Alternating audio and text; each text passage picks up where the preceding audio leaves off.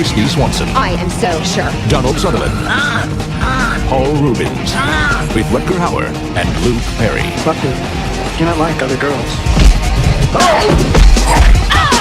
Yes, I am. Buffy, the Vampire Slayer. I didn't even break a nail. Directed by Fran Rubel Kazooie.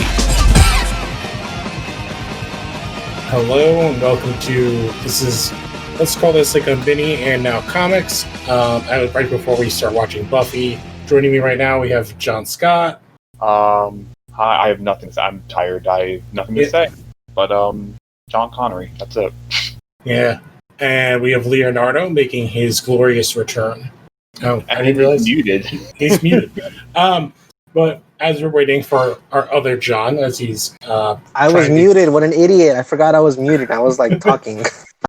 Yep. Damn. It's all right. And our recording robot's like spazzing out in the background. So before we watch the movie, and I think it's kind of ties in perfectly because we're going to be watching the 1992 Buffy the Vampire Slayer movie, written, produced, just like the TV show, by Joss Whedon, who's been in the news because of Ray Fisher. He did an interview this week. Was it with Forbes? Forbes story. Forbes had the exclusive on this. Yeah. Basically continuing, kind of expanding more on what he's been talking about that went down with Whedon's involvement and like behind the scenes and upper management, all the stuff with Justice League. And it's kind of like a crazy situation. You know, that he's been there hasn't been any super specifics, but it's like there's other people. Obviously, he's been backed up by Momoa. But basically, the one thing about Whedon specifically he said was that he kind of brought up how basically every character of color got cut from the movie. So that would be his whole backstory, which includes Joe Morton's character, who plays his dad, Ryan Choi, who I believe was supposed to be involved with Star Labs. Iris West was cut from... Yeah, and his mom was cut too. Yes, and yeah, his mom's character was cut, Iris West was cut, and I think there was like one other character. And also that like a character of color was lightened, I guess. Like they're like we don't know, like he like in lightning the screen, like they did some sort of digital effect. Recording. Thank you, Craig. Some digital effect that lightened their skin tone, which means people have come out and talked about. He also talked about how John's behind the scenes was saying a bunch of crazy stuff that was racist. Veiled threat to his careers. Yeah, which Warner Brothers has been backing John's, even though like the new regime that's taken over, and he's also talked about like how shitty the old regime was. It's just been like this whole like Walter Hamon. I mean, like I don't want to like. Yeah, I'm back, you guys. My keyboard's broken though.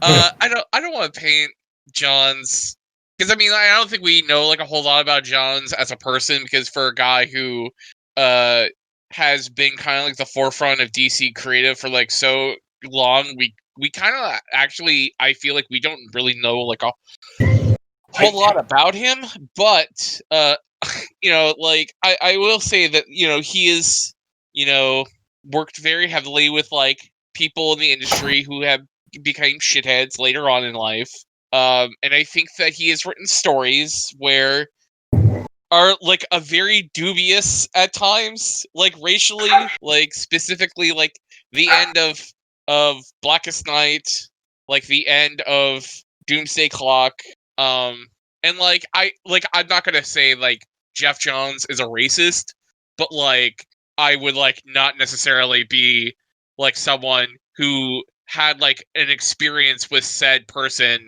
and like immediately, you know, like be like, oh, like that's false. Like I would be like, oh, I mean, like there's like evidence there. Yeah, there's like it's one of those like the stuff that like Fisher has here.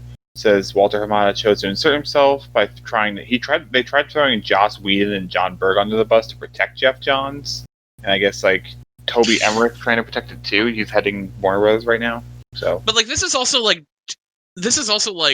a Joss Whedon, like it's like I don't see like how you would like need to protect Joss Whedon at this point, because like this is Joss Whedon at a point like when he was filming those Justice League movies when like all that shit came out about him. Yeah, when his wife came out, this was like the same time as the stuff with his ex-wife, like threw all that stuff out. Am I wrong on the timetable on that? Like, did No. that stuff with his wife like happen while they were filming, or I think it was like I think it came out like a year before. No, it happened like right when the Harvey Weinstein stuff came out. Oh, right. So that would have been before this. That would have been what, like 3 years ago? A month before. Yeah, before this. I would look it up, but my keyboard's broken. But yeah, this is. I think because he was attached to do Segun, the background movie, before he even went on Justice. But now Which I don't think that movie ever existed. I think probably not. It was just just to. I think it was a thing to get a headline to basically sweep the stuff with his wife like under the rug. Yeah, like, same with much in the way how Warner Brothers has with like Frosty the Snowman. Made that Frosty the Snowman movie that never existed to basically bypass like the news of this. Wait, yeah, Leo, did you hear about this? About what, about the Snowman? Yeah, about the Jason Momoa Frosty the Snowman movie that's not real. I never heard of the announcement, but I read about Momoa denouncing it, that he wasn't actually doing that. Yeah, I never heard the official announcement.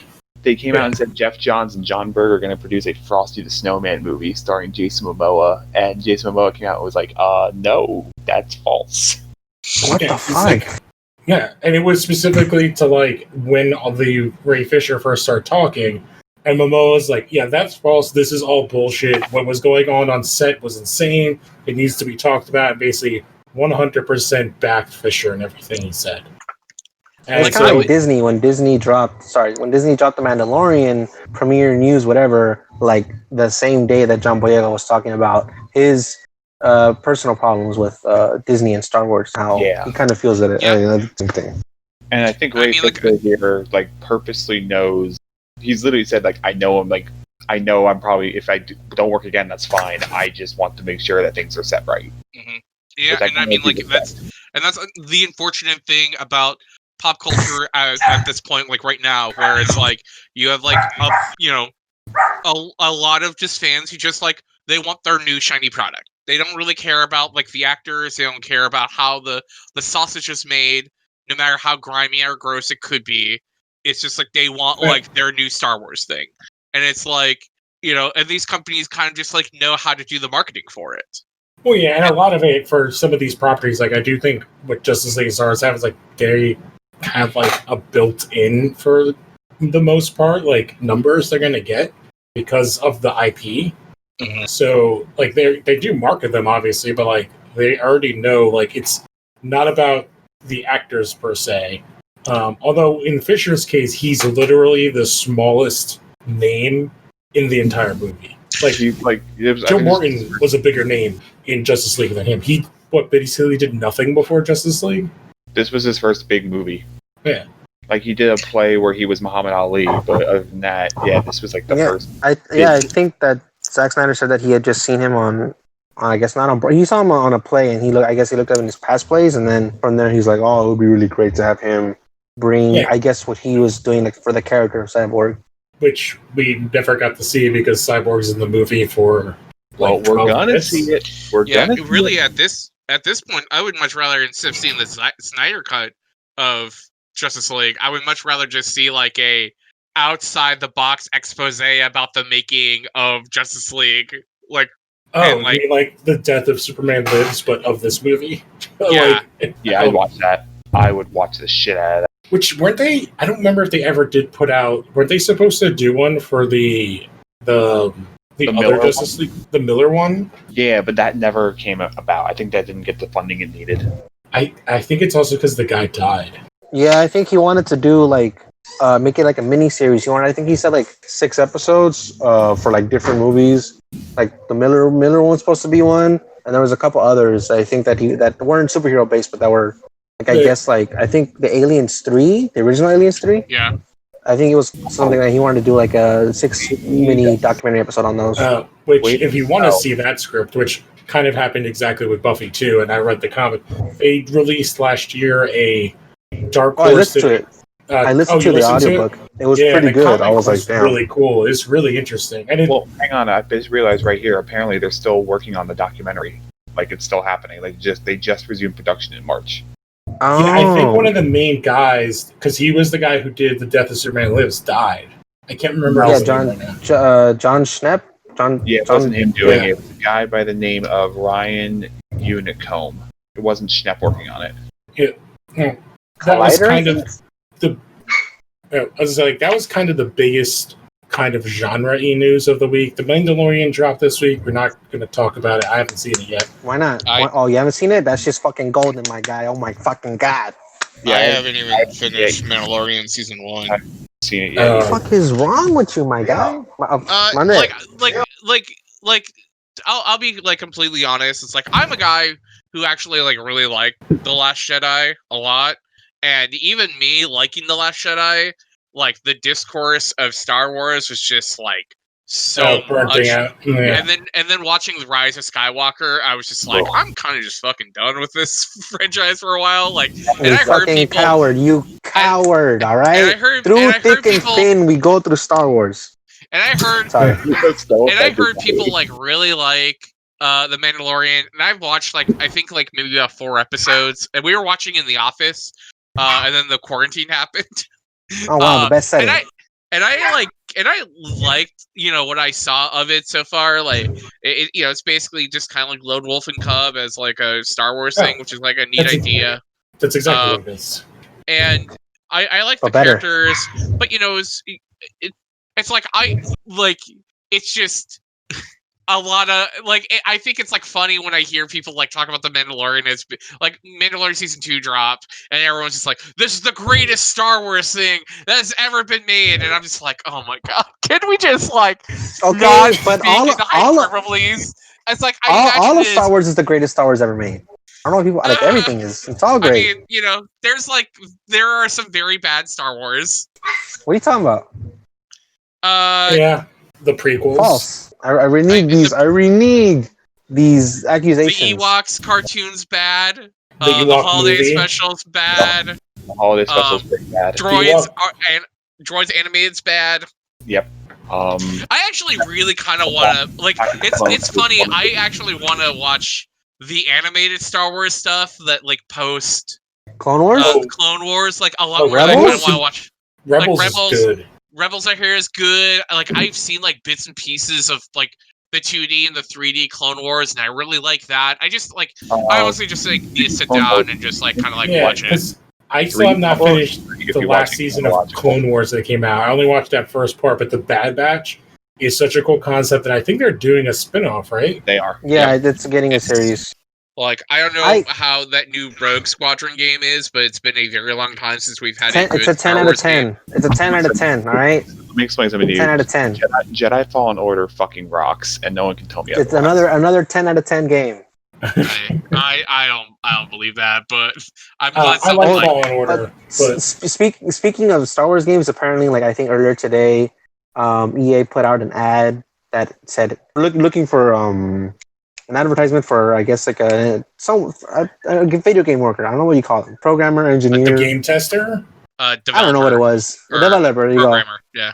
Yeah, programmer. And they said, and I guess like the original advert had like a bunch of Star Wars stuff, but then they just changed it to, hey, it's a Star Wars game. So it's like, cool. Here we go. Another 10 out of 10 Star Wars game within the next 1 or 2 years. Let's go. Give it to me, baby. Let's go. I don't think I've bought an EA game since Mass Effect Andromeda, and I was like, never again. Yeah, the Fallen Order, or what is that what it was called? Yeah. The new one? It was fun. It was fun. Yeah, I mean, it looked like it was like trying to do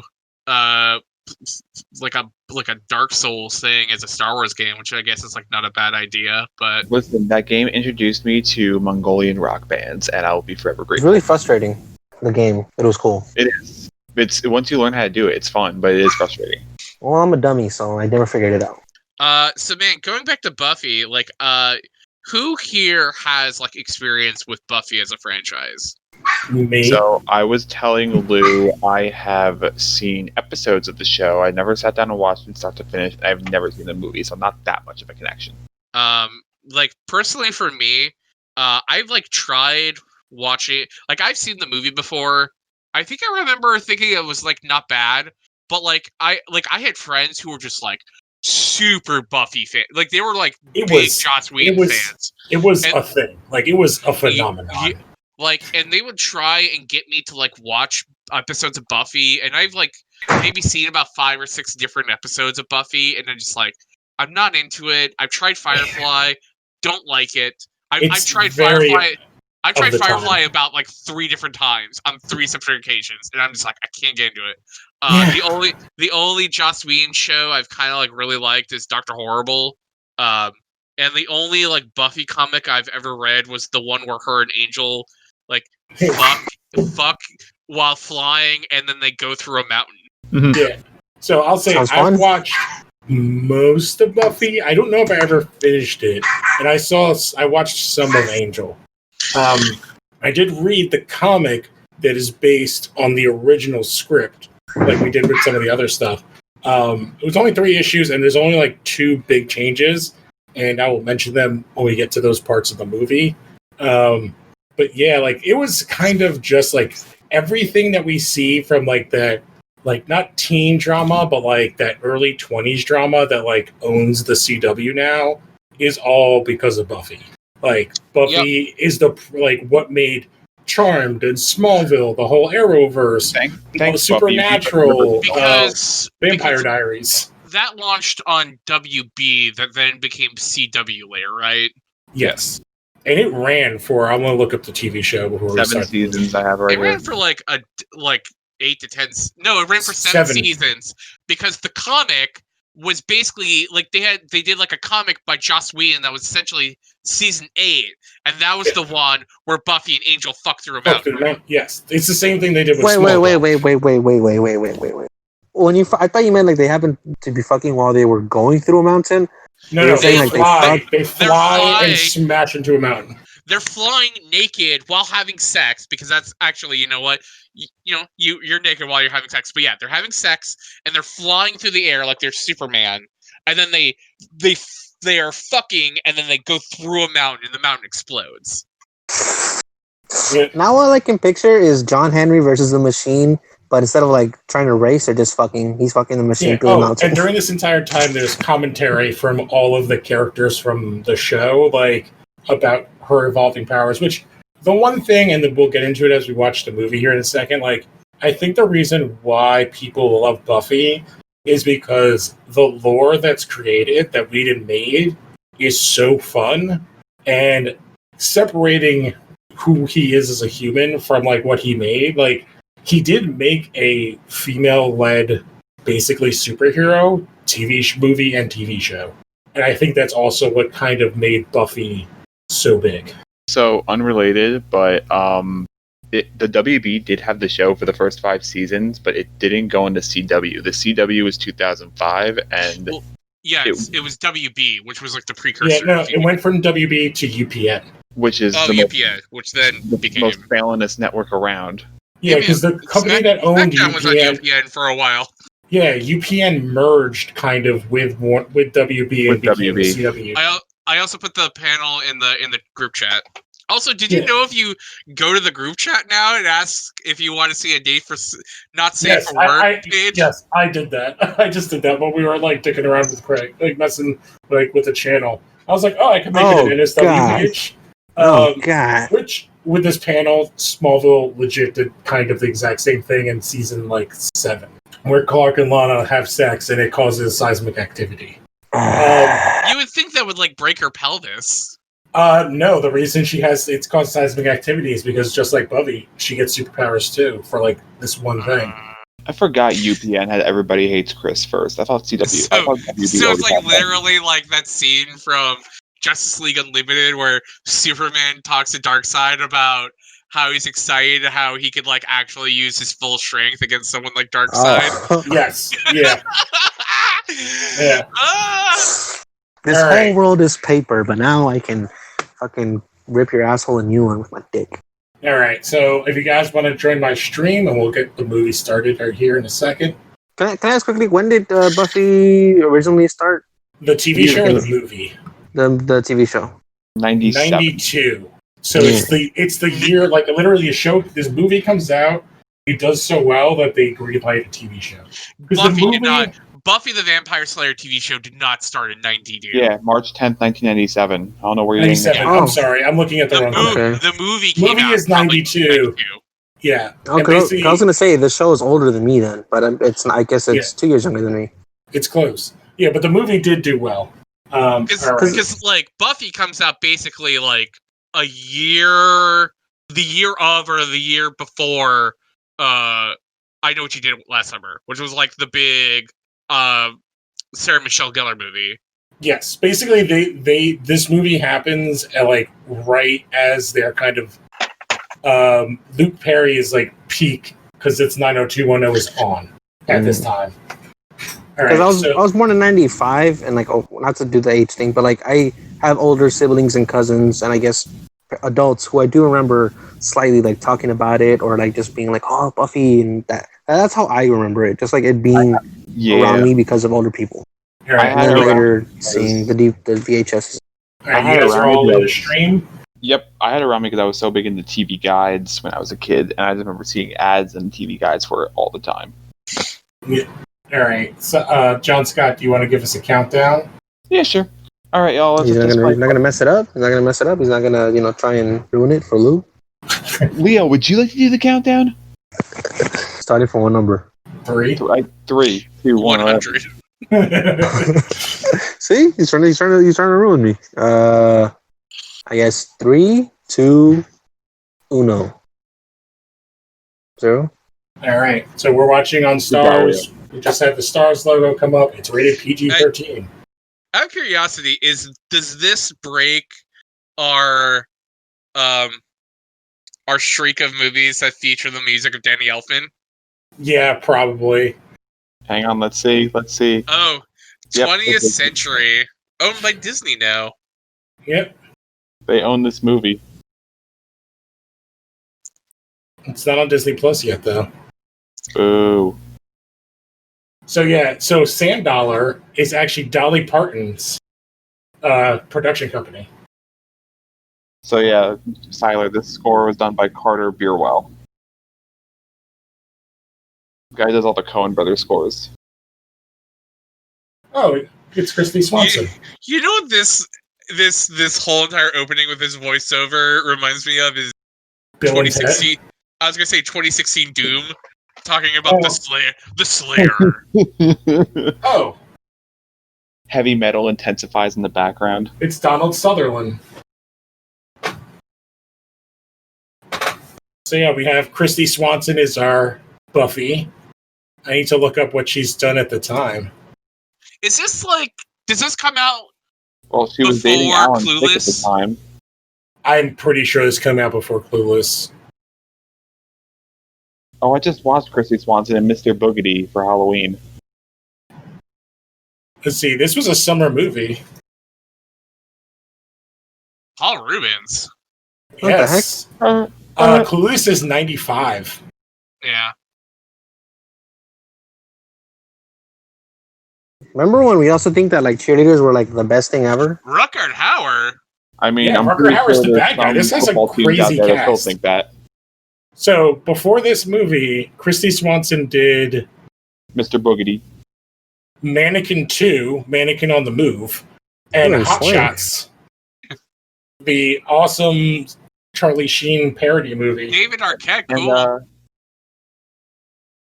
so yeah, as I was saying before Craig decided to be a dick, guess what she stars in 4 years later, Lou? Oh, The Phantom. Yup. Yeah, I know. She's also been in. She was in Psych. You were in my car. Wow, man, those old guys are really into these Even cheerleaders. Ruth? I know that guy. What? I'm pretty sure No. this pig is David Arquette. But yeah, she was in Dude, Where's My Car as the hot blonde chick that I guess Ashton Kutcher slept with. Oh, Oh, fuck, she was in Early Edition? I love that show.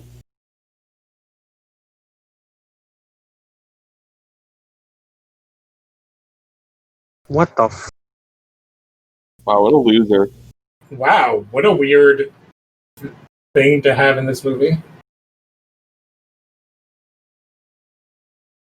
So 90s. It's very Saved by the Hey. Bell. There's Hilary Swank. Oh, Oh, is she in this movie? Yeah. what, she This wanted is- to be a cheerleader? This has got to be before her Karate Kid movie, right? I think I remember reading about that she had this one find other it role out. and then Karate Kid. Yeah, Karate Kid's 94. Hold up. Guess who has an uncredited role in this movie? No, let us see we'll see what it is. If we can figure it out, or if it shows up. And to Don't ruin it. To answer this question, this is 2 years before the Karate Kid movie. Oh my god, that font. Oh, I think I see who it is. Oh, there's a couple of people who are uncredited in this movie. Yep. We probably just saw one and didn't even notice it.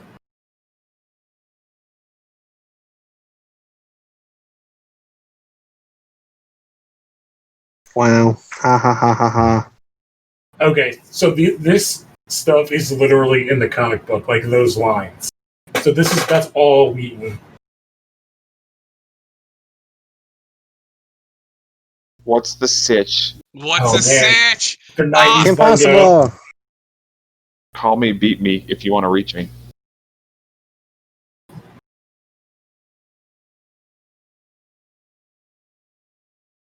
An Remember the malls, omniplex. guys? Remember walking You around? see it? What's Oh. that?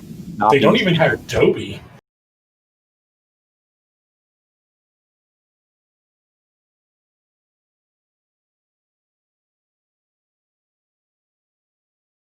I don't remember any of this from this movie.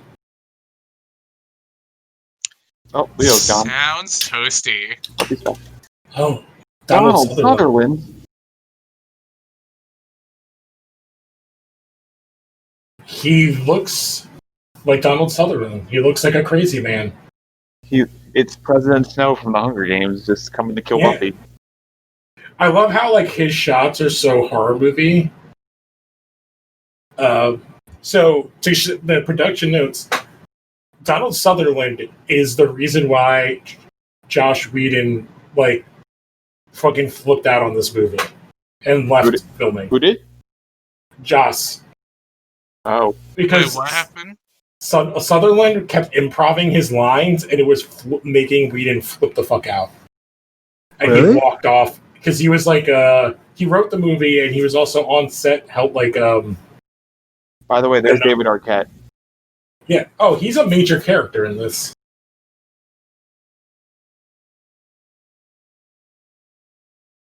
And David Arquette's basically playing like I feel like playing a character from Clerks, which is the same year as this. Which one? Dante and Rand? No, Clerks is 2 years after this. I was just gonna say you Oh, just said shit. Clerks, and it's like, oh man, this guy looks like Randall. Yeah.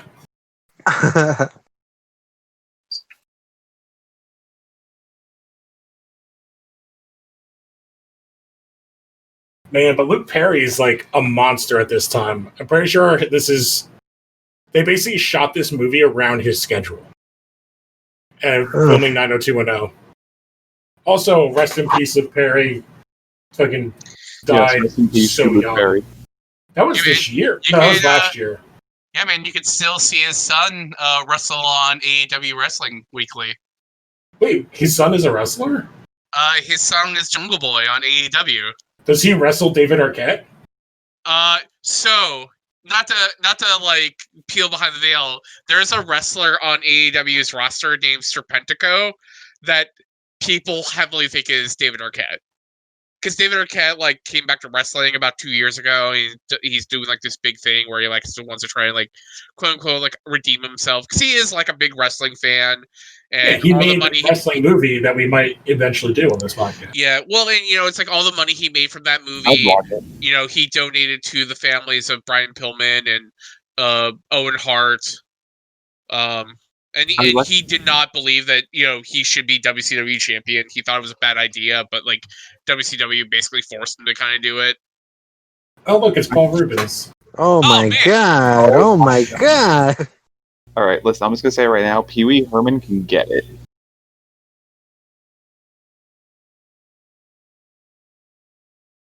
Wow. I really love the dialogue of this Oh, movie. it's so That was so 90s. dumb. God. I love the colors, like the pastels that everybody's wearing. Like the color Yeah. schemes are so. This is like when people are like, "Oh, like all things come back around." No one is ever wearing like lycra jumpsuits and like all these pastels. These are things that I barely recognize, like all the adults wearing as a child. Oh, my parents owned these clothes. I had children version of these clothes.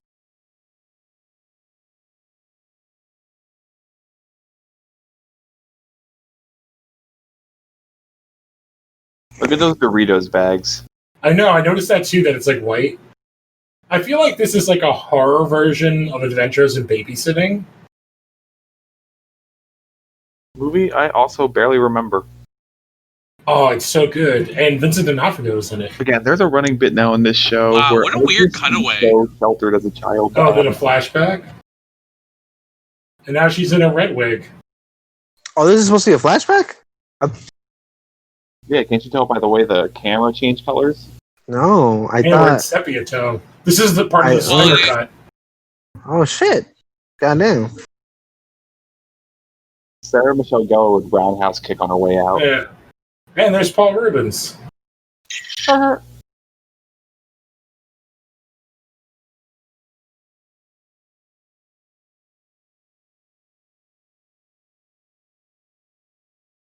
Whoa. Oh, what the fuck? That was some hilarious effects. Oh, and now we have Rucker Hauer. Oh, Oh, shit, that is Rucker Hauer. Yeah, he's the main villain. I thought it was Donald Sutherland, unless he's the mentor. Oh, way to spoil stuff. But like, this No, is I don't know. literally. I've never seen this movie. Oh, the comic is like shot for shot this so far. Of like her having these, so it's implied if you didn't understand the cuts that that's her dreams. but their memories. Yeah, this looks like the set from Blade.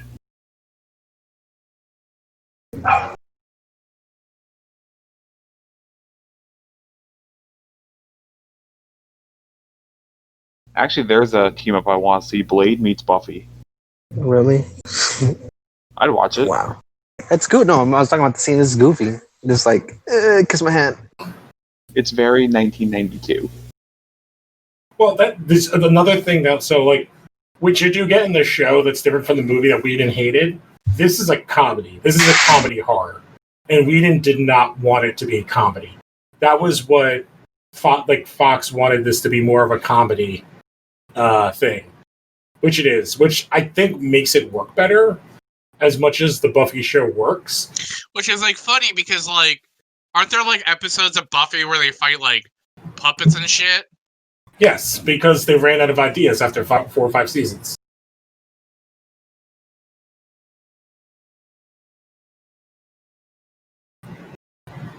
Oh shit, topical.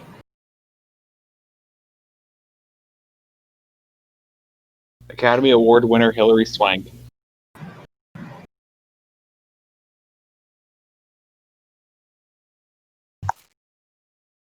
Oh shit! Wow. Oh, I didn't remember him in this movie. Wait, is that the guy That's from what's Office his name. Space? Yeah, that's what's his name. My stapler from Office Space. Also, Bill Dotrey from King of the Hill. Also, one of the guys also- from Dodgeball on Average Joe's team. Yeah. Also, he's in News Radio. Like, he's an awesome guy. He's great. Whenever he shows up, I get really happy because he's like a really Stephen good actor. Root. Yeah, or brother or art. Oh, he was in Get Out. That's right. Yeah. He's in the new Perry Mason show. He's in the Masters of the Universe cartoon that they're making. Cool. He's voicing Cringer. Wow. That's pretty funny. Yeah, he's been in a ton of stuff.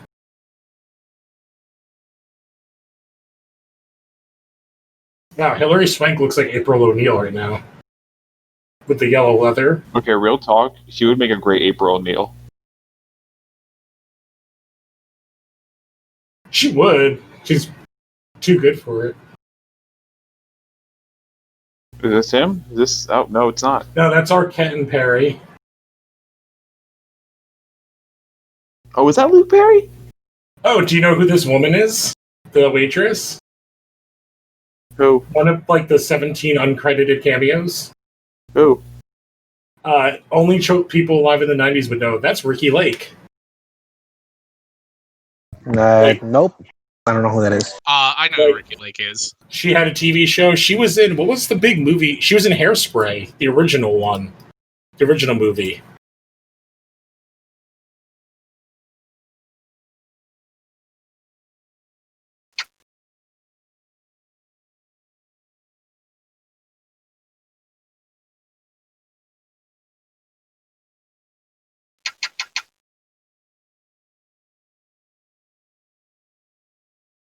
Yeah, your name sucks. Yeah, Ricky Lake was like a big 90s like teen actress. Her big things was Hairspray. She's the lead. She's in Crybaby. And she was in Serial Mom.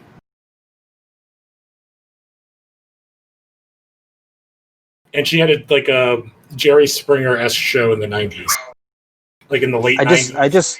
I want to call out, never mind. I wanted to call out the gag that one guy grabbed the wiener and the other guy grabbed the hot dog bun because they're broke. That was a hilarious cutaway. So do you even get what was supposed to have happened there? Yeah, she cut cut it? Yeah. But like down the middle, like a her samurai, Slayer powers are coming into play. Yeah. I would like to see the anime version where like she does it. Comic, there's like a she cuts it slice. the other way. She cuts it in half, like she cuts off like the chunk of it. And I feel like they make like a circumcision joke. I'd watch Buffy anime. Yeah, it would probably be dope. Like get Powerhouse or Bones on it. Be tight. Like Studio Bones would be better on it. What? Bones could be better? Yeah, I can see it. Yeah, I think Bones would be better.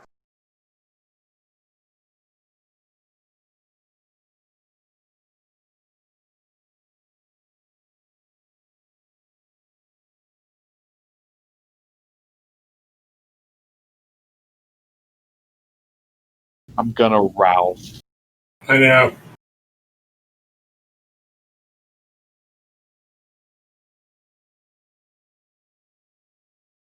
I feel like Donald Sutherland's is in The Exorcist. Oh my god, that was hilarious for Paul Rubens. The heck?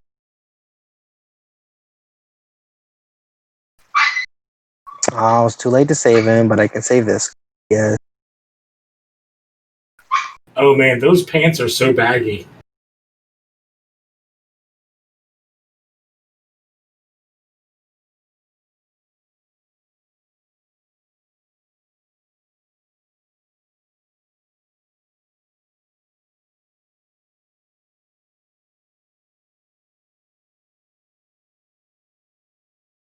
Was that it?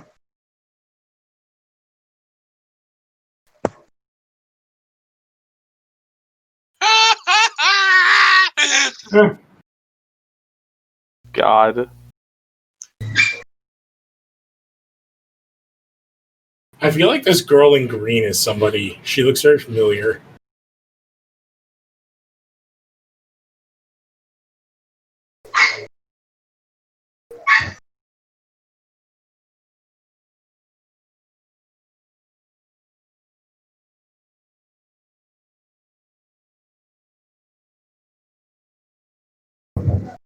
Damn, okay. Teenage me would have loved this. Would have been like, oh my god. Oh man, also very 80s, 90s, like those leggings.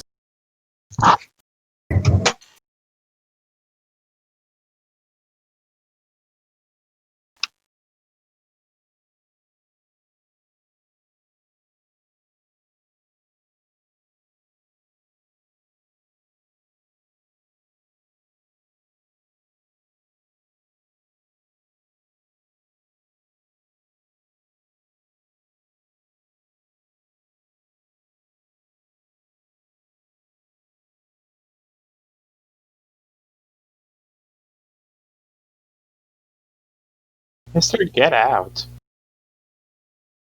This is like insanely creepy. And like like I feel like they're going for like it being super creepy, It's interesting that her character is like too dumb to get it.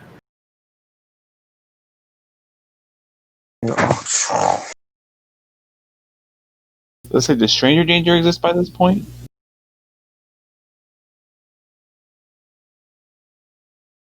fucking.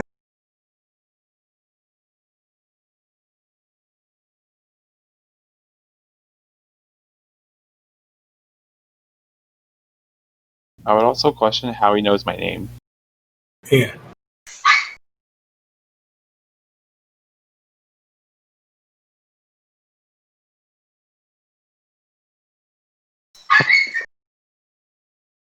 Yeah, even the dog's like, what the hell? Sorry, my neighbor's dog. They just, I don't know. They don't take care of it, I guess. No, that's fine. No worries. And it's worse because I don't have a window right now. Oh, what happened? I tried to fix it. I broke it, so I just took it off. My brother's gonna fix it. Gotcha. I'm sorry that happened. That's okay. Not too cold yet.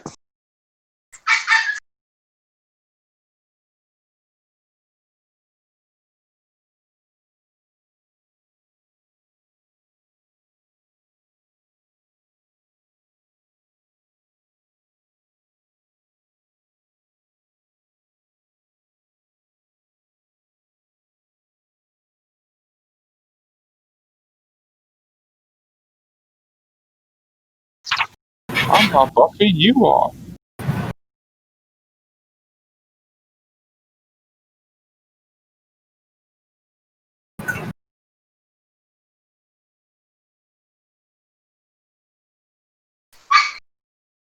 All right. So in the comic, it's different.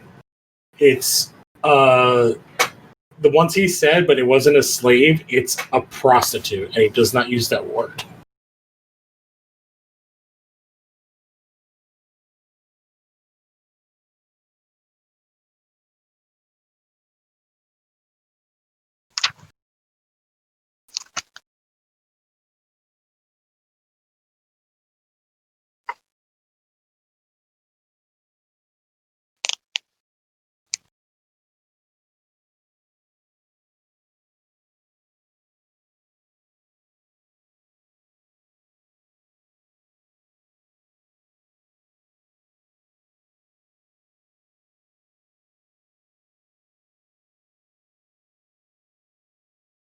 Because I literally told you, duh. I do think Donald is like perfectly cast. Yeah. I just think it is hilarious, like how different they made Buffy in the TV show. But the TV show is like a soft sequel to this movie because it does sort of reference some of this stuff. Oh, because I remember, I think in the whatever episode, like he mentions that she like moved, Yeah, but she can't escape or something.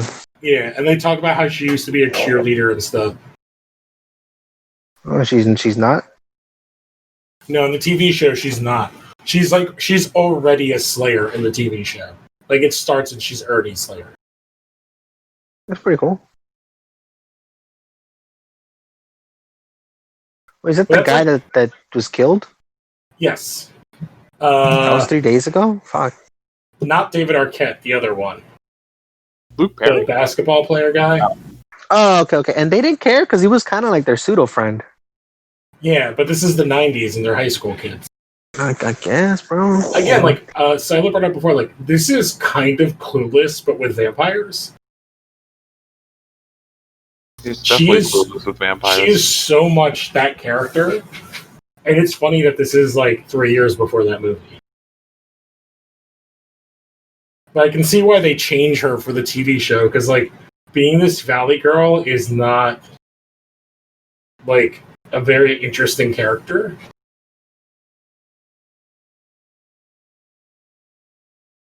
Oh no, is she being targeted because she's wearing the jacket? I think just because she's a girl at night. Wow, Lou. There are only two real big changes that they make from the movie to like the original script.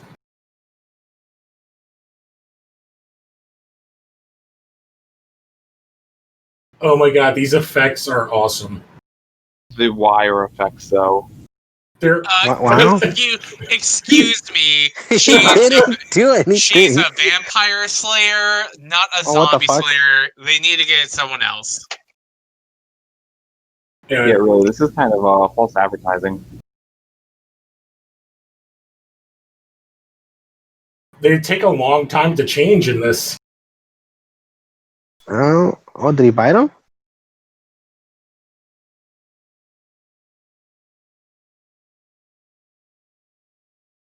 I like how he just casually tosses her the steak. He's like, "Here you go." And like so softly too. I wonder how many takes that took for her to catch it. The anime would have been sick. He throws it at her 1,000 miles per hour. And She she like catches it, She jumps, and then stabs her to the back. I don't remember, but there is a scene like that in the comic. I don't know if there is one in the movie. She would jump. She would grab it, jump, swing it down, and then just boom, come down from the air and kill her. And then like the blood would just spray out. Yep. I just like. I do like how in this, which they do the Goofy thing in the TV show. So in this, the only thing that changes is their ears.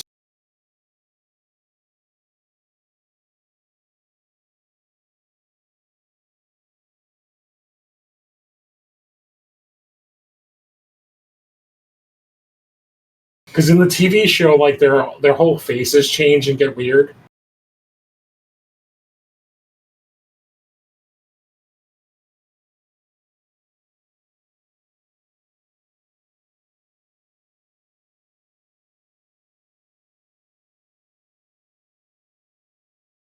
Oh man, this song in the background is a horrendous cover. I actually really do. I think I talked about this on the podcast at one point, but I really do love the one thing about vampire lores. You have to invite them in.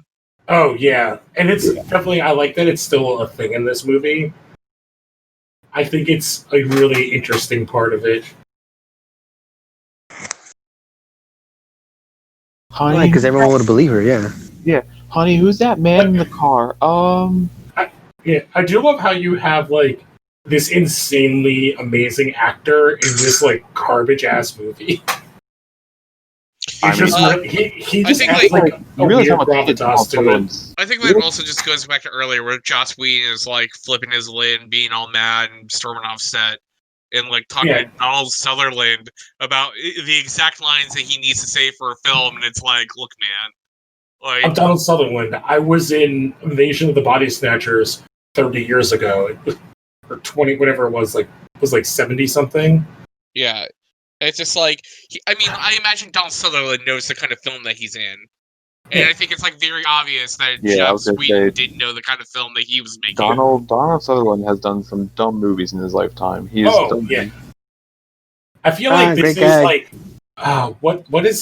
what's his name that did The Howling 2? I feel like this is kind of his version of that. To go back to Star Wars, Count Dooku. Donald Sutherland did Final Fantasy: The Spirits with it. I don't think he cares. Oh, a lot of people did that movie. That movie has a crazy cast. But I mean, I think it's like, at the end of the day, it's like, you're an actor in like a high school comedy horror film about a cheerleader who's a zombie or a vampire hunter. It's like, it's like, you know the kind of film that you're in. It's like, I don't expect Donald Sutherland to like, he's gonna play the role in a certain kind of way. Yeah, I think it also helps, like, and then Rutger Hauer is also doing kind of also great work in the little bits that we've seen. Like, it's a cool transition. That was really like a cool scene. Yeah, really cool. Movie.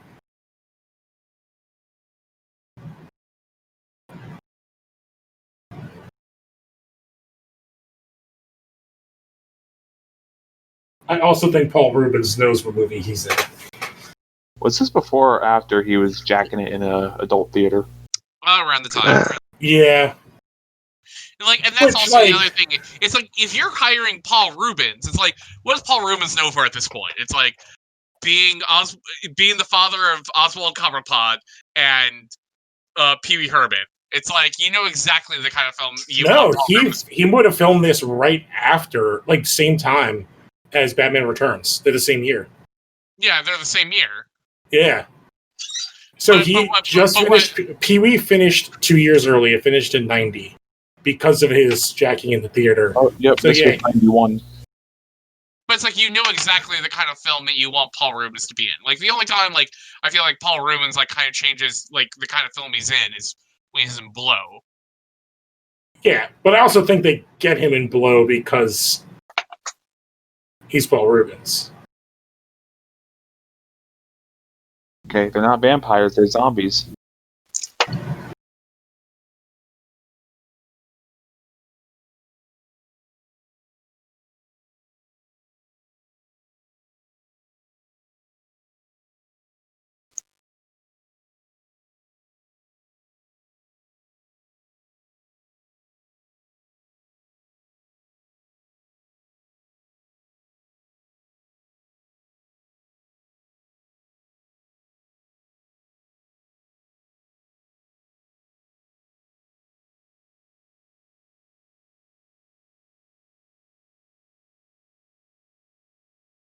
Okay. I don't think you can go back after you've been murdering vampires the night before. Okay, so you want to know what...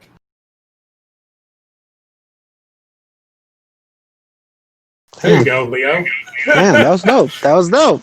I liked it. You want to know what movie Donald Sutherland did before this? The remake of The Puppet Master? What is one of the other biggest movies of Donald Sutherland's that we haven't talked about?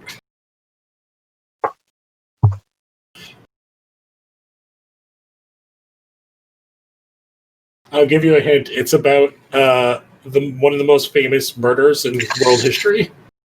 Oh, God. Jack the Ripper? JFK. JFK. Oh. Yeah. An assassination is not a murder. Yeah, but like, you could have told me like, but like JFK has like 100 people in that. Oh, it has 100. He plays a major role in it, though. Oh, damn, bro. But this is like, I like how this lore dump.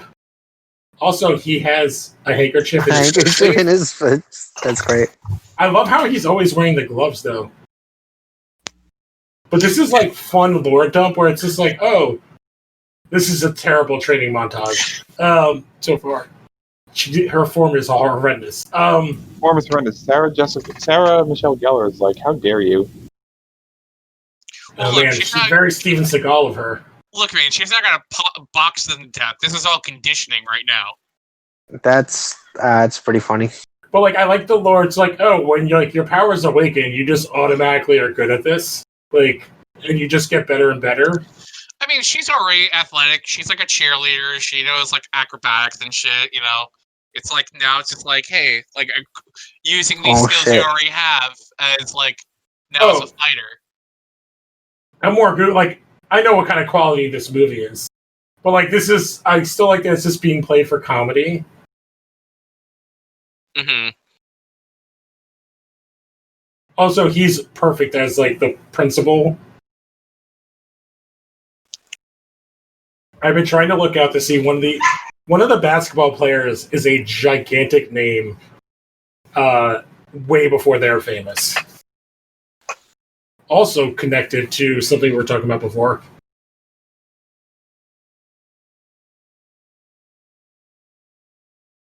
I mean, it would hurt, but you know. Can you imagine it goes right in Donald Sutherland's leg? I think it should have gone right into its like crotch. Like that's the joke they should have gone for. I think that's the next joke because they gotta do it in threes, right? Okay, yeah. It's closer each time. Yeah, I'm like Rutger Hauer makes sense for this movie. I'm looking. He's at the bad part of his career at this point.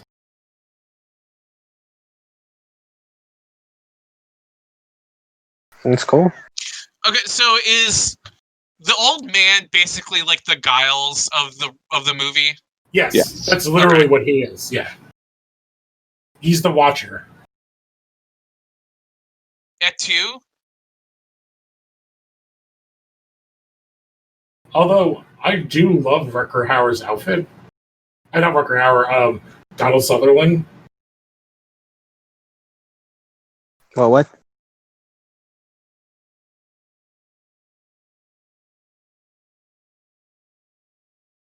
Wow.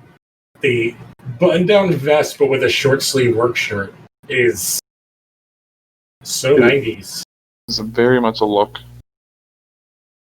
I can't remember. I was listening to our podcast, and they're like, every time they watch like a 90s movies, it's just like every man is dressed like Chandler Bing, and then you just can't take them seriously if you think about that.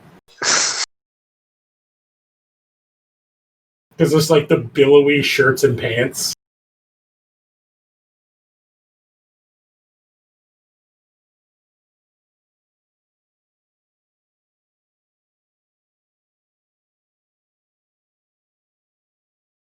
Oh. He's perfect for this character. Like this, like I thought he was principal. I guess he's a guidance counselor. I think he's the principal.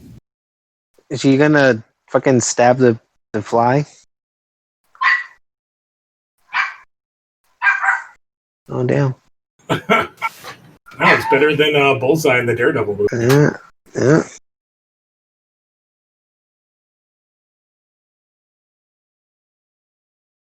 These transitions are. Wow.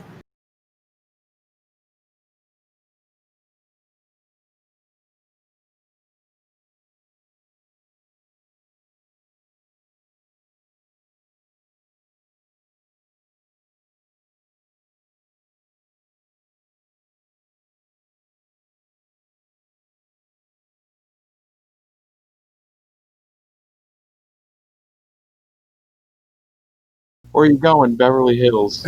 Man, that guy looks super familiar too. So you're not getting like the last paycheck or anything? You're just gonna work half a day and just leave? Guess so. What was that guy? Was that guy's name Zeph?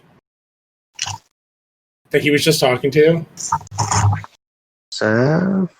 Because if it is, that was Thomas Jane. What? Oh yeah, he is in this movie. Like that's like this movie has like a lot of people way before they're famous, and also a crazy cast for the time. Also, I think we should say it now because I think we passed the basketball scene. Who one of the basketball players was? Oh yes, he's coming back to film stuff in the Snyder Cut, I believe, and he's also going to be in the Flash movie. He also won Best Picture for a little movie called Argo. Oh, and he also won for a picture around the same time called Good Will Hunting. No one? I feel like Leo and Siler are not paying attention to us. I'm sorry, it's, one of the basketball players in the beginning was Ben Affleck. Yeah. Oh, what the fuck? Really? Yeah. Okay, because you said that, but I was like, wait, maybe I misheard because he's saying a basketball player. Like, oh, maybe I heard it wrong. But okay.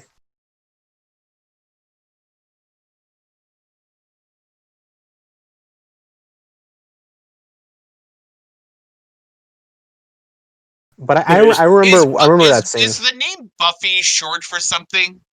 I don't think so. I think she's just Buffy. But Buffarella.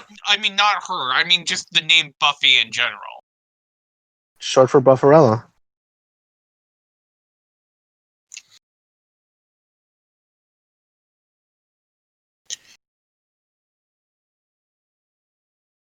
I'm okay. I'm literally looking it up right now. Buffet. Beverly. What? It's almost just as long. Apparently, it's a nickname for Beverly. I don't accept it.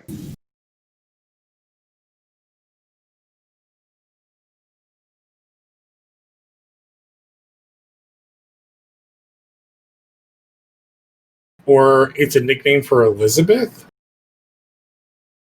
That makes more sense, I think. Basically, it seems like it's a name that Joss made up for this script. And that's where the name comes from. Well, then that doesn't count. Yeah. Like, he's it is directly like linked to this movie and TV show. Was he trying to be Shakespeare? I mean, he did a Shakespeare movie eventually, so Yes. Because Shakespeare invented, I forgot, like 2 names, I think. Shakespeare. So there are 3 more big cameos left in this movie. One is like a legit cameo, or 2 of them are legit cameos. One is like a before they were famous.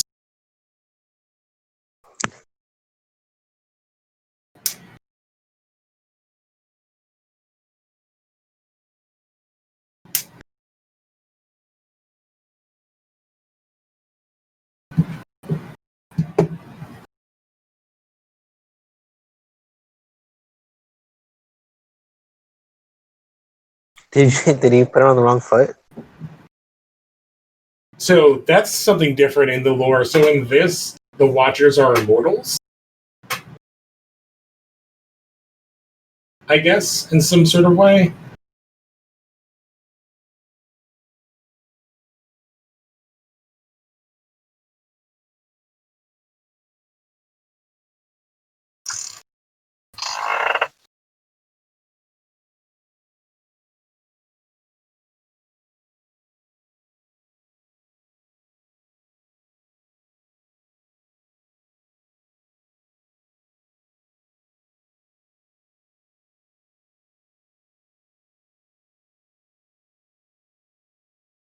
That's pretty nice.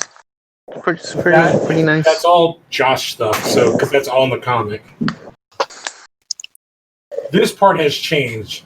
So in the comic, when he gets the van, that is when the scene takes place. Like he never leaves. Like all this takes place at the shop. With Mike. Can't see in the mirror.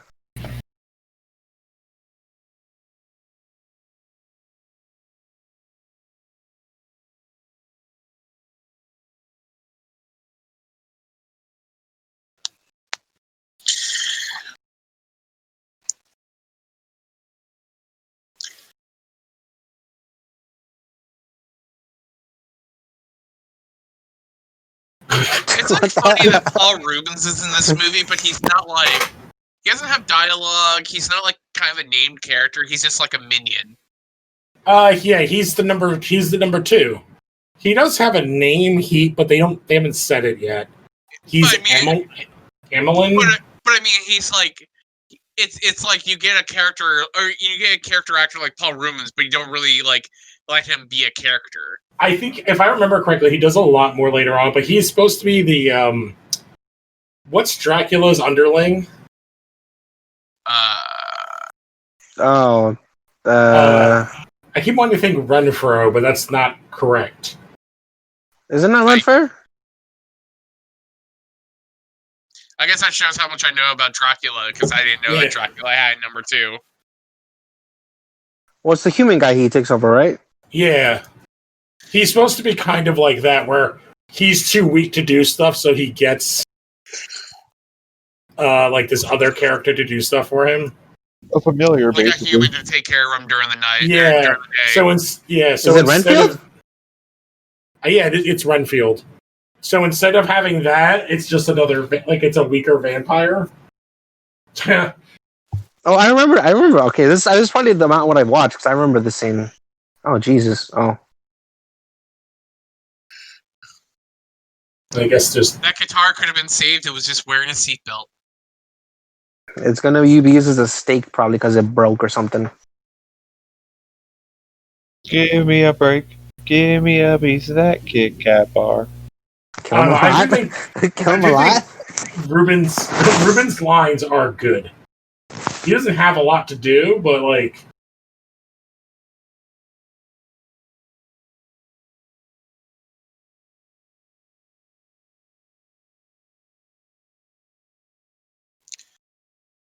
I love the 90s like kung fu sounds. Yeah, I was gonna say it sounded like a sniper. Yeah. I also like how slow these vampires are. They're just like meandering. And straight up, Luke Perry looks like he could be wearing an outfit from a Shakespeare play. Like, what do you even call what he's wearing? They go back to him. What? Like, he's wearing like like look when he stands up. It is an insane outfit. It's like sweater and like a sweater vest. It's a sweatshirt zip-up hoodie vest with like a thermal shirt that looks like it's made out of linen. So Paul Rubens just left.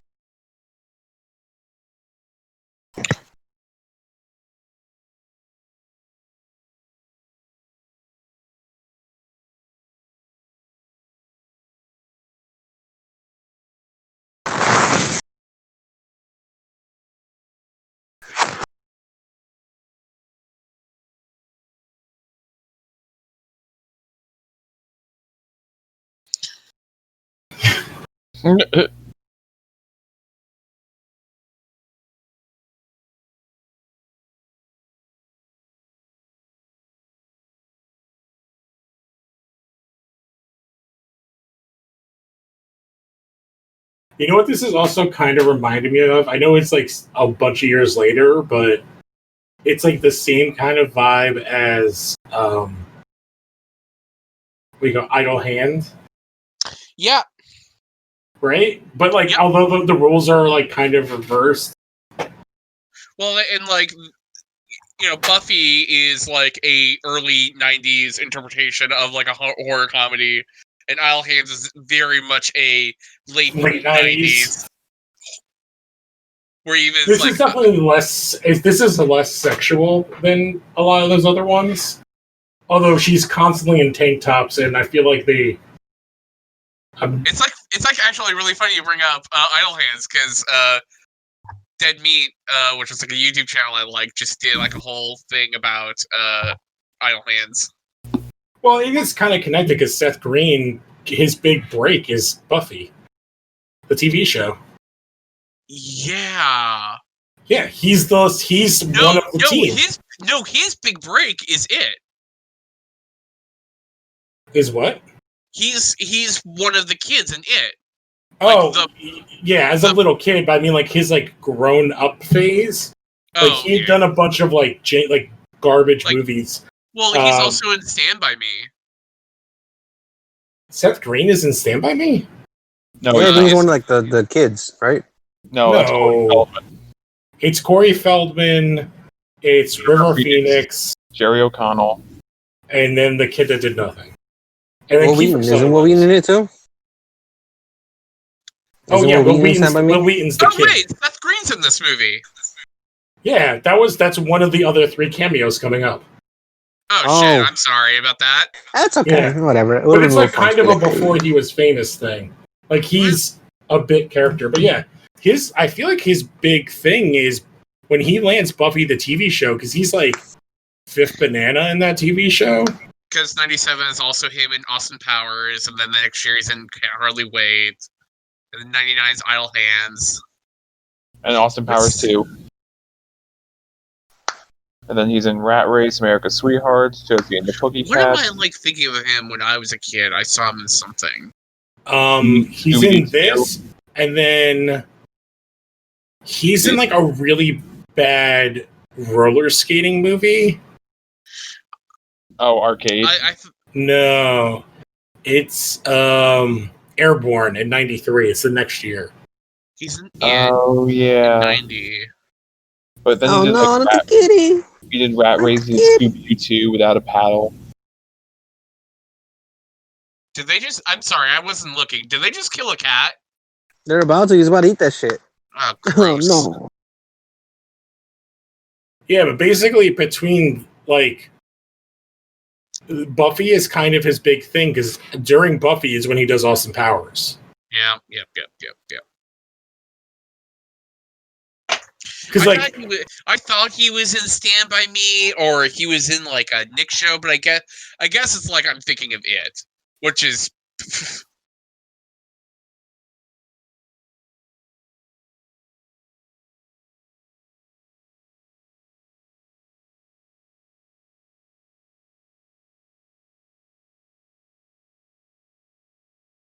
Oh, he'll pop him one. I love Hillary Smith's reaction, like, "Oh my god!" If they're friends and teammates, so you're going to like sexually assault your friend Yeah, I also like that Hillary Your Swank. friend's girlfriend? Hillary stuff Nah. discussed was just like, oh my god, you defended yourself. How dare you? I guess, like, what else is she doing at this time? Because it's like we said, this is way before Karate Kid. 2 years before, I think this was like one of her first bigger. Yeah, movies. she's basically did like she's in the Harry and the Hendersons TV show, Growing Oh, Pains for a couple boy. episodes. There was a TV show for Harry and the Hendersons. Camp Wilder, and then I like that the guidance counselor is also their coach. Oh no, it's Teen Wolf, but in a movie. But in a shitty movie. Oh, How do people like not see like His the ears? elf ears? And that like Teen Wolf is another movie that fits into this genre. Although it's earlier than this, isn't it? oh yeah, Hillary Swank was also in 90210 for a little bit. I wonder if she was dating oh wow, Barry? Teen Wolf was 85. Do high school games get that high in points? What was the score? 69 and 72. Nice. Yeah, they can get that high. Because there's no defense, usually. I guess my team sucked. Okay, can we talk about how the first diversity we've seen in this film is during a basketball game? No, there's the Oh wait, no, yeah, the other cheerleader is the other cheerleader. I forgot. the only pretty one. There's like one of her friends in the friend circle. By the way, how does no one notice anything different? Like, oh hey, he's got pointed ears now.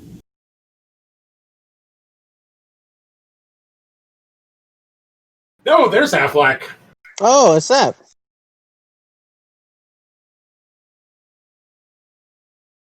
Holy shit, he's a baby.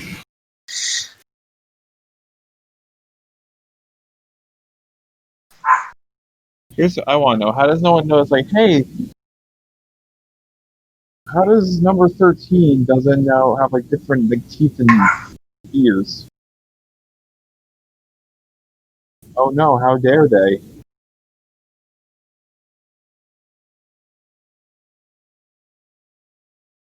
So, Oh my, oh, Ben So they Affleck won? in that So they slide lost? hilarious. so they just lost?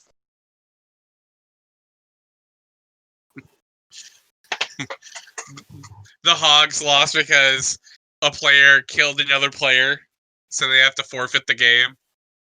Wait, did he? No, I'm like joking. Oh, That's why okay. they- I was... Oh wow. Oh Whoa! god! Okay. Wow! Okay. What? Casual Whedon, everybody. 90s.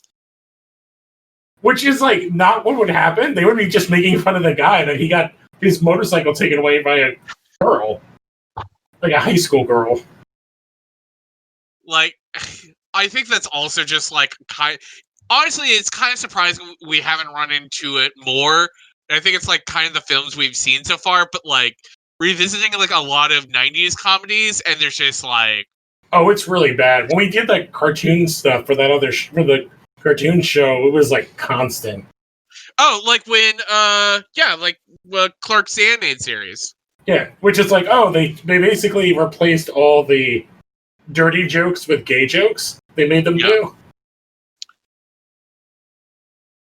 Wait, so what was that guy doing the whole time?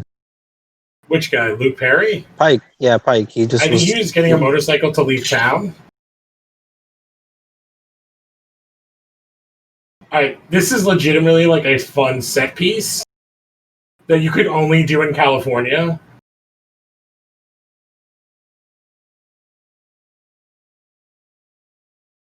I like this guy.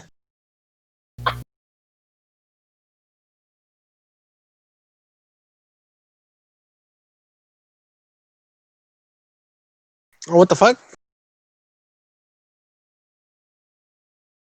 Still looks like a dingle bat. That's like the one thing I kind of don't like about vampire fiction is like you turn into a vampire and you're automatically just like, A D-bag? yeah. And now you're a coat bag geek. Like I think it's like not even like it's like a way of like it's like if you could turn into a werewolf, it's like you're turned into like a monster. Like it's like you're physically like just like different. With like a vampire, it's like all that's changed about you is like you have fangs now. Well, you have powers and stuff. Well, I mean, yeah, all that other stuff, but yeah, it's like, but it's like I just kind of just don't understand like why like. Well, I think it's people not getting where the original stuff comes from. Where like especially like because it's a lot of the Dracula lore that they're pulling from. Mm-hmm. And I feel like if you go back to it, it's like a lot of about dealing with sexuality and like instead of taking like power over women that way, instead they're interpreting it as this. Wait, sorry, but did she just kill that other vampire with a kick? Earlier, I think no, so. He came and stabbed him from behind. No. But the last one, she kicked him and then she tumbled on him, but he didn't die, did he? I guess he didn't. Oh. I was like, why are you taking so long to like attack? Has a mustache, but it's blonde.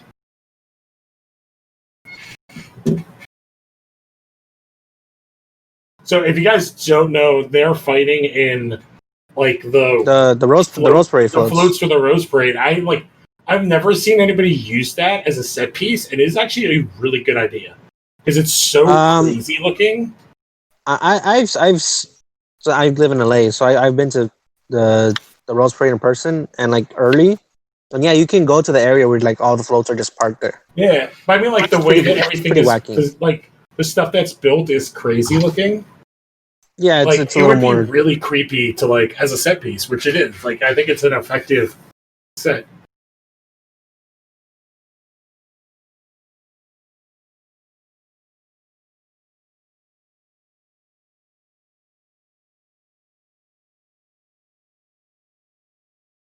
I remember. I'll whack you the way I whack myself. Wait, what? You know what? I like it. Again, I do like Rutger Hauer's look in this. Like, when was Interview with a Vampire? Which we're old. 4?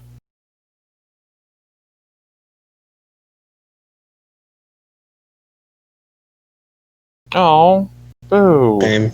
So that is a major change from the original script. Does he live? Interview with a Vampire is 94. So in the comic, he distracts what's his name so that Buffy and Pike can get away. And as they're leaving, he's like, "Oh, I'll learn about who she is and everything you know, where she lives. I'll just turn you." And he's like, "Oh yeah," and pulls out a gun and shoots himself. Oh, what the fuck? So that he can, whatever his name, can't turn him.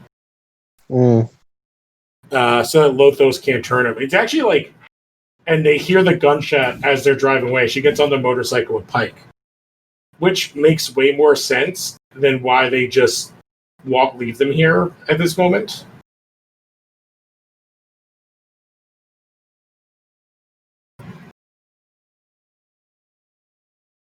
So if that hit his heart, he should have died instantly. Yeah. Also, I assume he's just holding it because there's not an actual prop stuck like taped to him. He's just like holding it. I agree. He's just gonna lay there.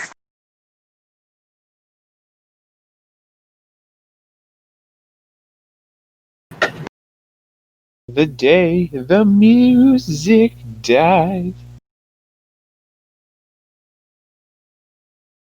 And Luke Perry does straight up look like Chandler Bing.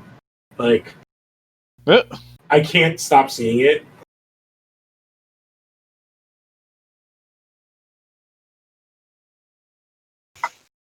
I do have to say this movie's pacing is pretty good for this kind of a movie. Like, they're just like, we're just rolling.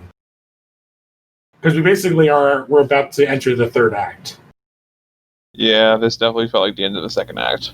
I do get why, like, it would be such a heavier scene, but, like, I think it's definitely way less effective how Merrick dies here. Very. Like, as opposed to sacrificing himself for her to just be, like, killed, and then the bad guys are like, well, we're just gonna, like, let you marinate in that, and then we'll catch you later. Like the anime version would have been like 10 minutes of him just bleeding out and speaking.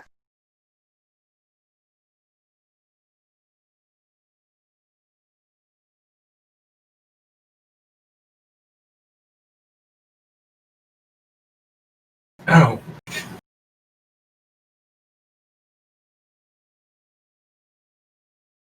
What? This is all Wheaton script stuff because it's exactly the same lines. But what's From the another thing from tax the- bracket. Yeah, what's the thing from the tax bracket? Is that like a reference? Just like It's you're acting like a poor person. Wow. Wow.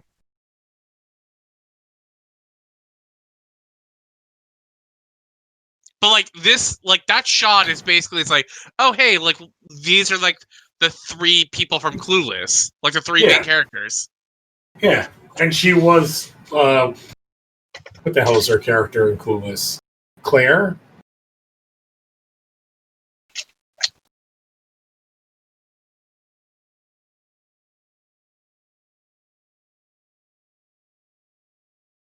Ah,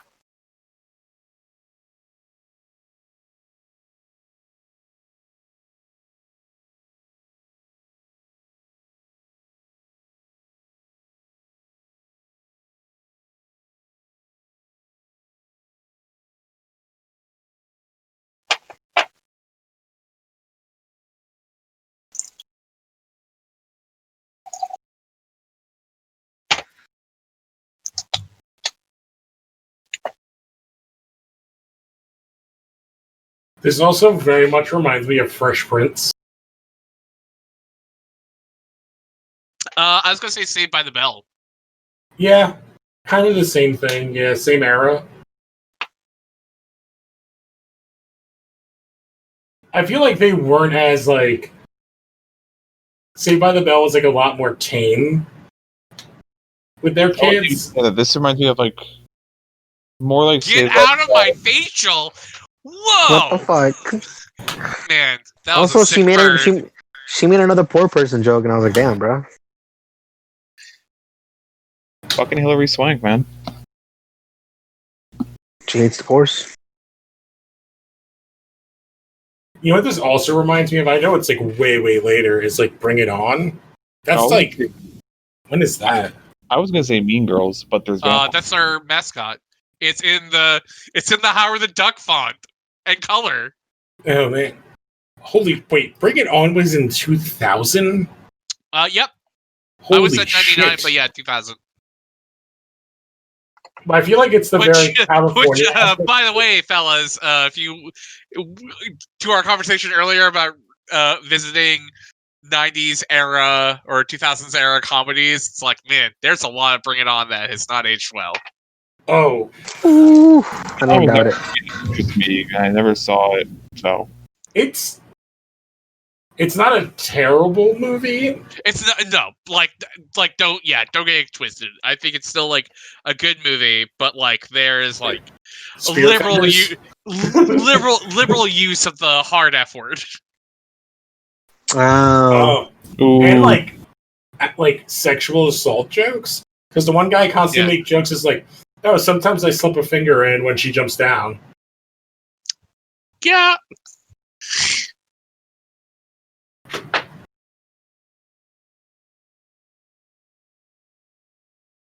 So in the comic, this bit takes place in an actual mall, and I think it works better.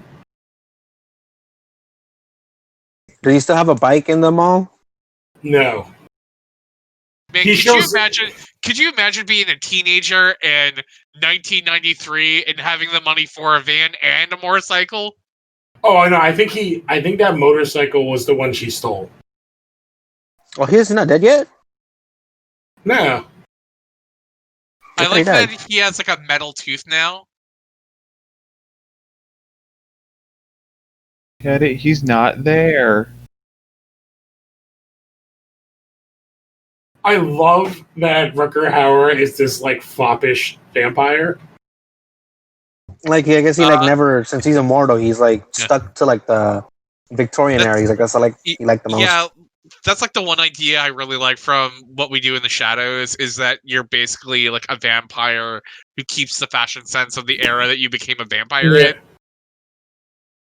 in. So in the comic, Paul Rubens' character is also from the same era, but I kind of like the idea that like since he's been awake this whole time, that he's the one that modernized. And he's out doing shit.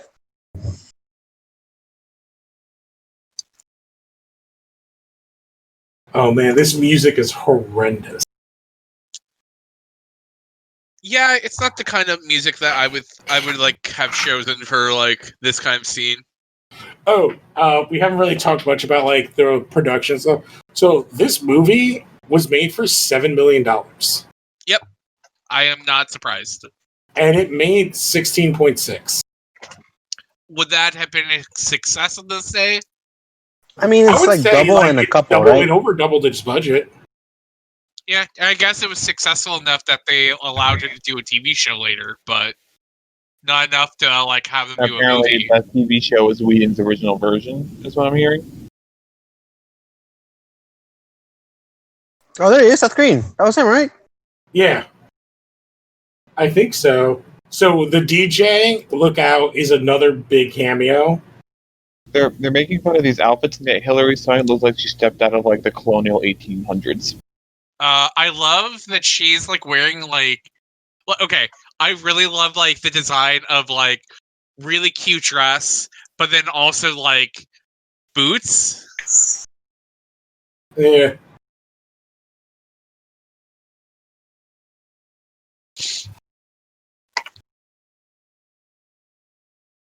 Her dress is definitely way more fashionable than the other girls, especially Hillary Swank's. She looks like she's wearing like her grandma's dress. Hillary Swank, I mean. They definitely spend way more to like, because Christy Swanson looks great. Oh my god, that suit. Oh, he's with someone else now. Oh, damn, it's fucked up.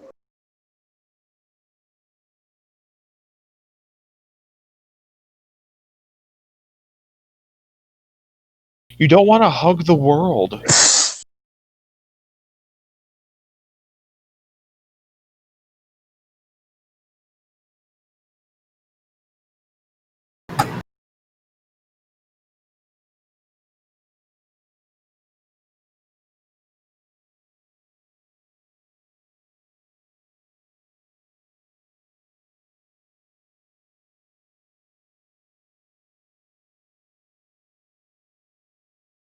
Hug the Okay, world. that's a big cameo. Do you guys recognize who that man is?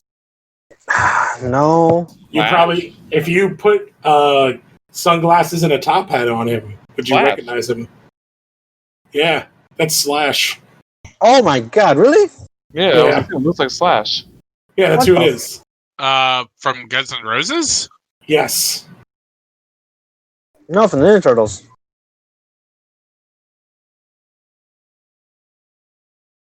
Oh, look, he came to school or whatever.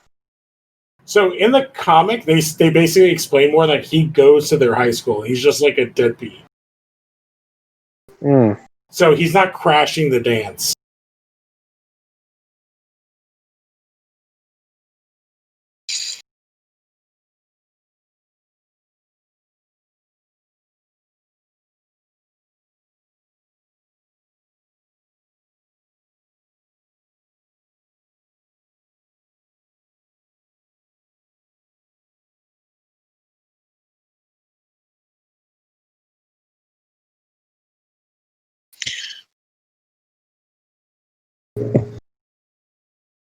So does Pike have like a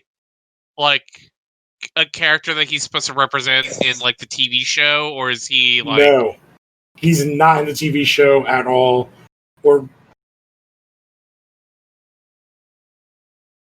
they basically write him off and said to have the angel.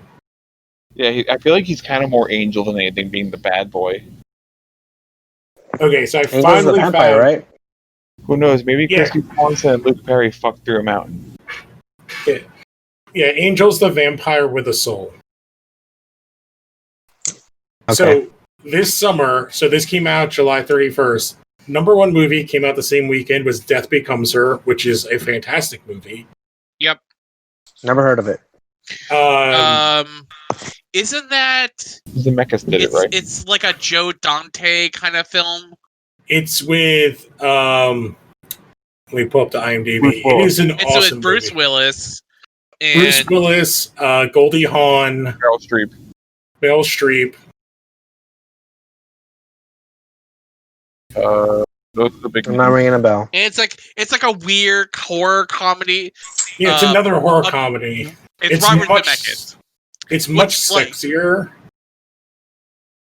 It's Robert Zemeckis, which like makes sense because I was like, it's like a Tim Burton-y, Joe Dante kind of horror comedy, but it's definitely not by like one of them. Yeah. Well, I'll put it on the list. It's really good. Oh, Number shit. 2 for this was Honey, I Blew Up the Kid, the sequel. Yeah. Number 3 had already been out was Mo Money. Number 4 was A League of Their Own, which had already also been out. Yeah. Number 5 was Buffy. Number 6 was Sister Act, which had been out. Number 7 was Bebe's Kids. Baby's Kids. Hey, babe. Man, this seems just like a very bad summer for movies at this point. It's like Uh-huh. weird, like It's all animation. comedies though. It's animated. I mean, like A League of Their Own is good. Wow. That's funny. Yeah.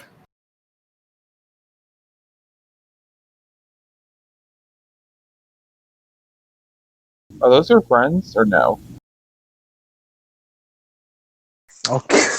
Or Well, they those- can't come in because they haven't been invited in. No, that's what the stupid Hillary Swank said. She did invite them because they were Oh. seniors. They got invitations to the dance. Oh, that's funny.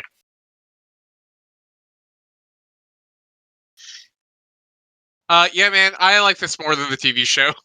Like, I feel like that's blasphemous to say, but like, I'm having more fun watching this than I did like the show. having not Because seen it's the show, I comedy. don't have They any lean so comparison far for it. into the comedy. Well, it's the And the comedy. It's ridiculous- also the time and place. It's this, it's like the early '90s dialogue, the look, the sound, the costumes, the color. Yeah, I like her in the leather jacket with the prom dress. Yeah, this looks rad. I love it. Yeah, having not seen I- the show, I I don't- don't have a comparison, so it's Like pretty fun. all though. of the effects and stuff are equal to the TV show, and like the choreography. And Seth Green somewhere in here. Yeah.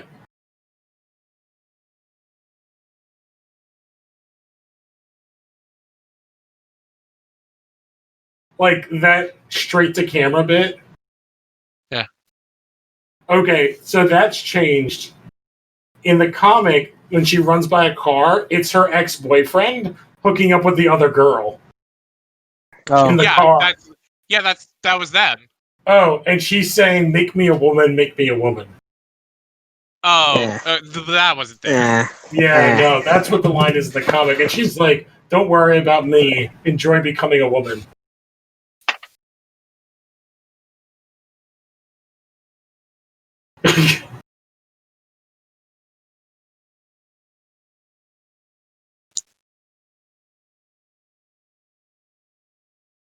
Does he just? He's still just gonna play?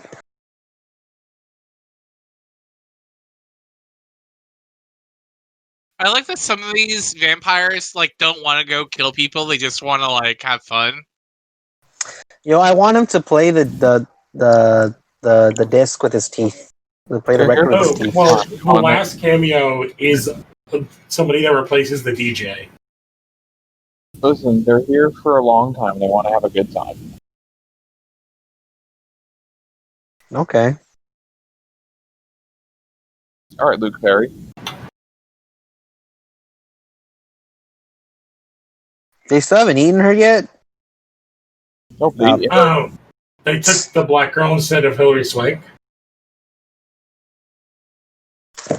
Wow.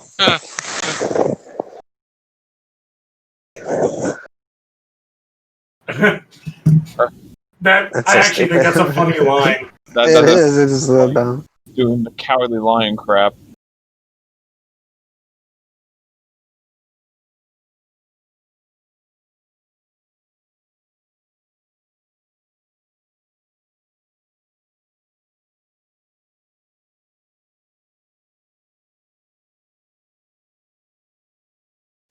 I think that's honestly kind of like going back to like bringing up Idle Hands. Like that's why I like that movie so much. Is like it's like like his friends die, but then they come back as like zombies. But it's like But they're just bros. yeah, they're like They're still just stoner bros. bros. I like how he's still like, bro, you're hanging out with the freaking the rich kids, even though he's like a vampire and it doesn't really matter. I do actually think that's like a cool commentary. That's like not even a. That like he's just like, why are you choosing these people when you like? What did they ever do to you for you?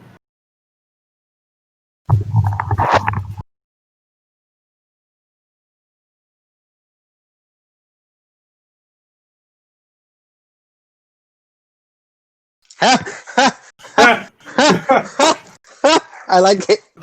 Yeah.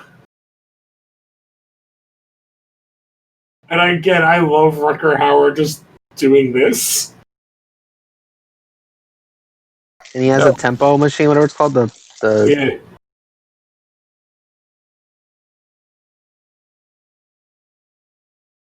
I think that's a ruler. he's like, you suck.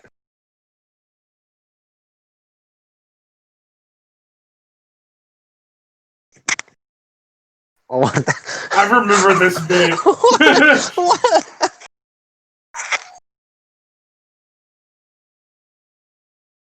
What the fuck? Like, I feel like this movie, like, the tone is great. I guess it's like not really in him, like all enough Yeah, to he's kill like, him. he's like, god damn it. Yeah, he doesn't have a second arm to pull it out. Oh, ah. And that's why they hired Paul Rubens for that scene. I enjoyed that very much.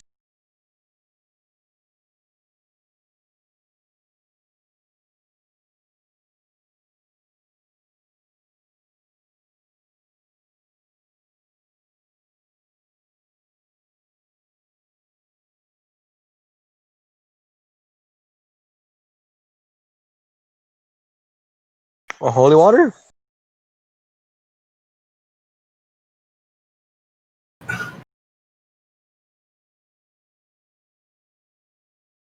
So So- that's another thing. In the comic, Okay. they show her going to a priest for confession with a 6-pack of like fancy water bottles.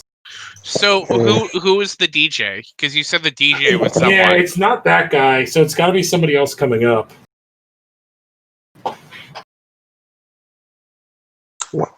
Why is he putting the bow back on her?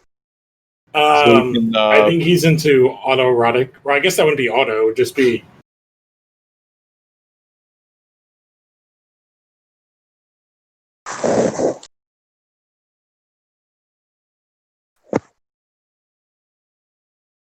Oh, that is who it is. I'm sorry.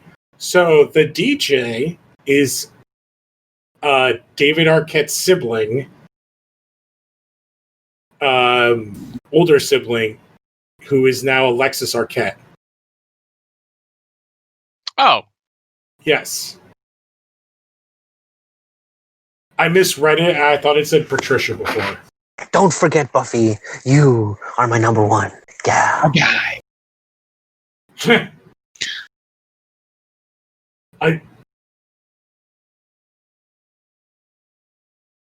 I am a hobo with a shotgun.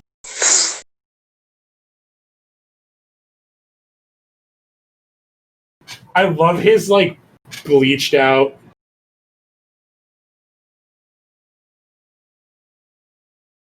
Oh shit. Oh, right in the Oh face. shit. Oh shit. I like that.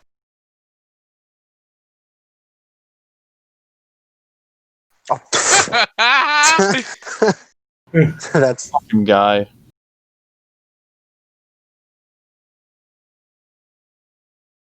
what? This is such a great gag. Like, why? I know.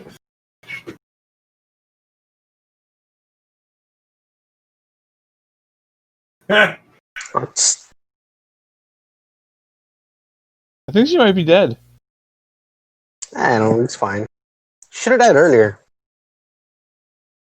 So I'm pretty sure in the comics, the deaths of Paul Rubens' character and Rutger Hauer are flipped.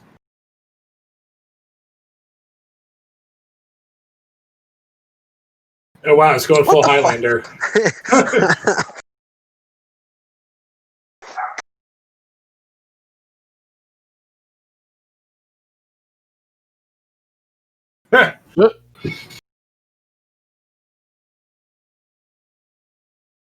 You are my density.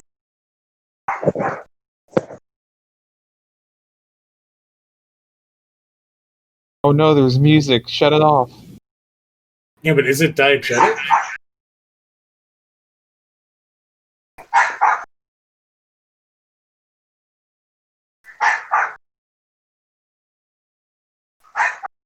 I love just the random Power Ranger flips. I know, they're hilarious. No, Vampire Slayers. Oh, I like that.